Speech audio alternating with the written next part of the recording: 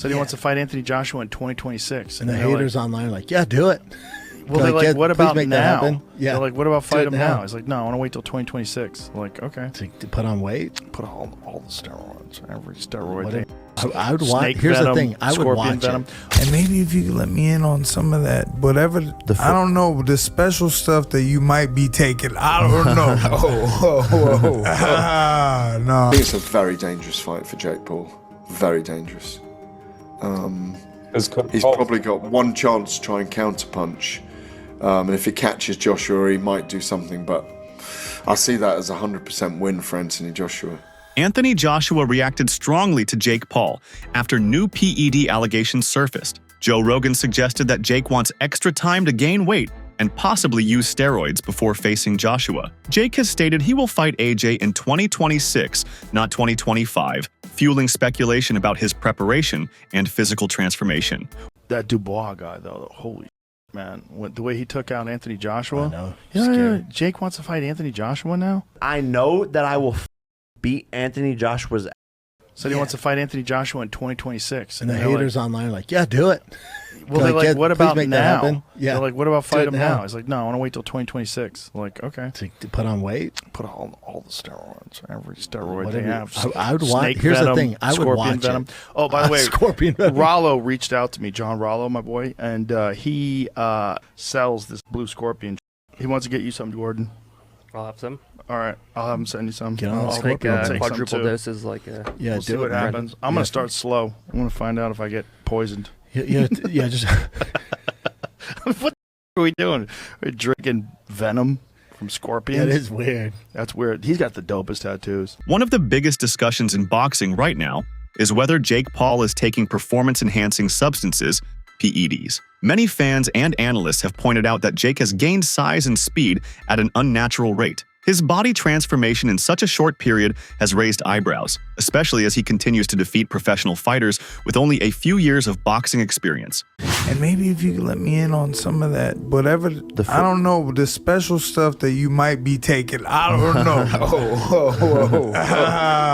This nigga looks like a hot pocket, bro. Everyone says he be doing type of PEDs, and I'll be in the crib. Yeah, bro. Like there's no way. Whatever stuff I'm taking ain't working, bro. Actually, like, what do you think it is that about Jake that makes people say that he's on something? Like, what like, is it just the fact that he's progressed so much in the sport? Like, I don't know why I couldn't put any weight on, and you were able to put on, you said 230? I can gain weight so easy. This is why Jake Paul is on PEDs. Within this past year, Jake Paul has literally hit a second puberty and aged like 10 years. Furthermore, he has acne and his hairline is receding like crazy. And people like Jake Paul are going to the best skin doctors in the world and probably are taking hair loss products that aren't even approved for the rest of us. Now, I'm not saying that Jake Paul necessarily took a steroid to make him look bigger, but he's definitely taking something that allows him to recover faster. That way he's able to train more and get better at boxing quickly. Jake Paul is not just targeting Anthony Joshua. He has also called out Alex Pereira, the former UFC champion. This move has shocked many in the combat sports world because Pereira is known for his striking ability and knockout power. While Jake's confidence is undeniable,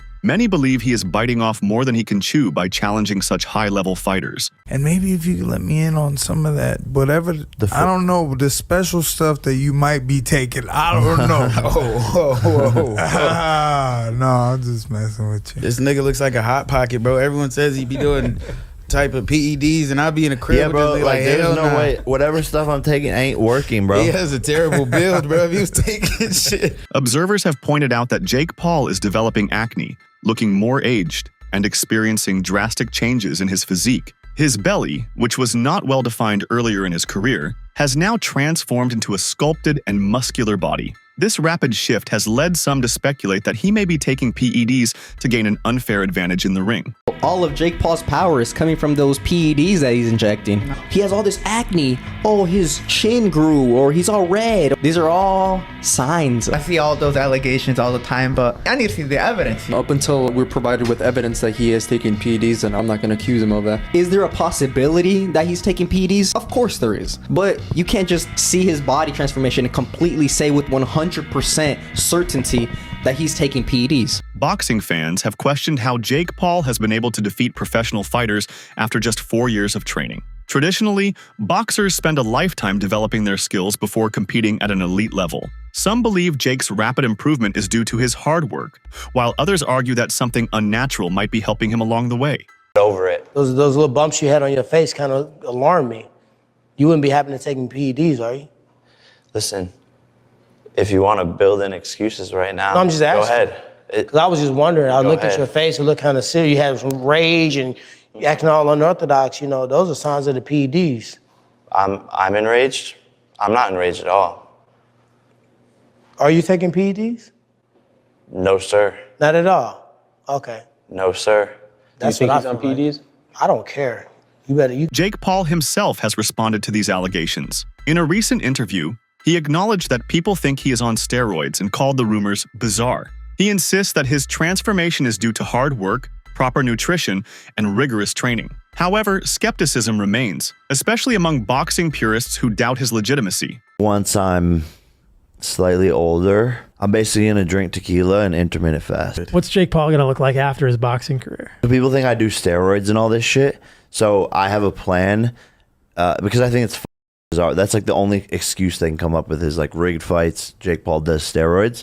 So after boxing, I'm going to do a cycle of steroids to show people what Jake Paul on steroids actually looks like, because I want to shut people the up. Sports analyst Simon Jordan has weighed in on Jake Paul's boxing journey, calling it unusual and somewhat unrealistic. He believes that transitioning from being a YouTuber to challenging legends like Anthony Joshua and Canelo Alvarez does not sit well with the traditional boxing community. While Jake has brought entertainment to the sport, some argue that he has not earned the right to face elite-level boxers. As a boxing purist, it doesn't sit well, but as a normal working-class lad, I've been asked by builders, would you fight Jake Paul for £5 million? I never got £5 million for fighting anyone else in a fight, so it's the silliest question in the world. I've been retired 7 years. I'm still very confident. If you give me 3 weeks to get off the couch, I'll probably still beat him with one hand. It's not. Yeah. He's not a good fighter, so it's not even being disrespectful to him. As a YouTuber, as a presenter in what he does, he blows me out the water. That's his line of work. But you're stepping into boxing, another profession. Now to call it like Canelo out, I think is disrespectful. To call Anthony Joshua out is lunacy. But we know why it's happening and why he does it. Forget Jake Paul. Forget Jake Paul. A lot of tickets. Paul. I mean, Jake Paul's going to do what Jake Paul does, but Anthony Joshua, and with respect to you and what you did and didn't earn in your career, Anthony Joshua has earned a king's ransom. Yeah. So he doesn't need to be fiddle with this, does he? Yeah. No, he doesn't. But again, all I keep seeing from people out there is, you know, when is enough enough? And I get that. But when you're retired at 33, 34, and you've got to make that last, now you've got more experience than me in this, dealing with a lot of footballers in the past as well, and business people who have to make a certain amount of budget last. It's the easiest money you'll probably ever make. Tommy Fury, who defeated Jake Paul in their previous fight, has shared his thoughts on Paul's ambitions. Fury revealed that he fought Jake with a broken hand and still managed to win. Now, Jake wants to fight Anthony Joshua, a much more experienced and powerful fighter. Fury suggests that this move may be more about publicity than an actual competitive challenge. I wanted to give a little opinion on everything I've been seeing on social media lately. Jake Paul versus Anthony Joshua. Just wanted to come in here and remind everybody that bum couldn't beat me when I basically had a broken hand. I had one hand and he still lost. Jake Paul, I'm still your daddy, and everybody weighing this fight up, don't bother, because he ain't worth a shilling. And the loss will always be there, Mr. Paul. Take it easy and have a good day. Gareth A. Davies discusses a potential fight between Jake Paul and Anthony Joshua, highlighting the massive payday, possibly around $50 million that Jake could earn. He points out the major size and power difference, with Joshua standing 6 feet 7 inches and significantly heavier than the 6 feet 2 inches Paul. I'm not sure Anthony Joshua's going to play the game like everyone else, and it could be fairly calamitous, I think, if Joshua stepped into a ring with Jake Paul. But we're going to watch it because we want to see Jake Paul get knocked the F out. We do. Everyone wants to see it. I mean, I've even said it to him. I was looking forward to Mike Tyson him knocking the fuck out. Doesn't surprise me. He's looking for the biggest names out there, and it just shows that he's prepared to put himself on the line to promote himself. Would it be more competitive than the Ngannou fight, in your opinion, or less? That's a very good analogy. It's a very good comparison. Much less competitive. I mean, I think it's got to be at that level of exhibition bout. I think it's a very dangerous fight for Jake Paul. Very dangerous. He's probably got one chance to try and counterpunch. And if he catches Joshua, he might do something. But I see that as a 100% win for Anthony Joshua. He emphasizes Joshua's knockout power, comparing it to a plumbing mule kick. While acknowledging Joshua's past struggles against skilled boxers, he suggests that the matchup would still generate huge interest and be a spectacle for fans. Despite giving many boxers their biggest paydays, Jake Paul has also been disrespectful toward boxing legends. I want to fight Anthony Joshua, exclusive, because I know that I will. I'm so sorry for my English, but I have to. See, Jake Paul does lots of good things. He has a camp for kids where he, I guess, gives training and coaching and gloves and environment for kids in Puerto Rico. He helped lots of boxers to get the bigger purse than they deserve. He has done some good things. And you are kind of trying to be on his side, but then he says something like that. Like, you almost are on his side, and then he says, I want to fight Anthony Joshua and Canelo at the same night or whatever.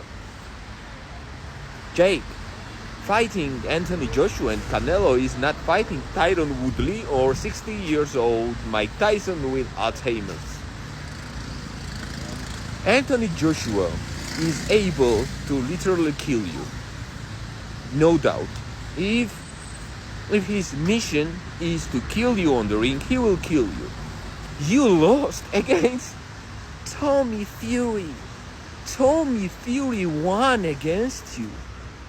What Anthony Joshua? What Canelo, my friend? Canelo, you would need the liver replacement after Canelo fight.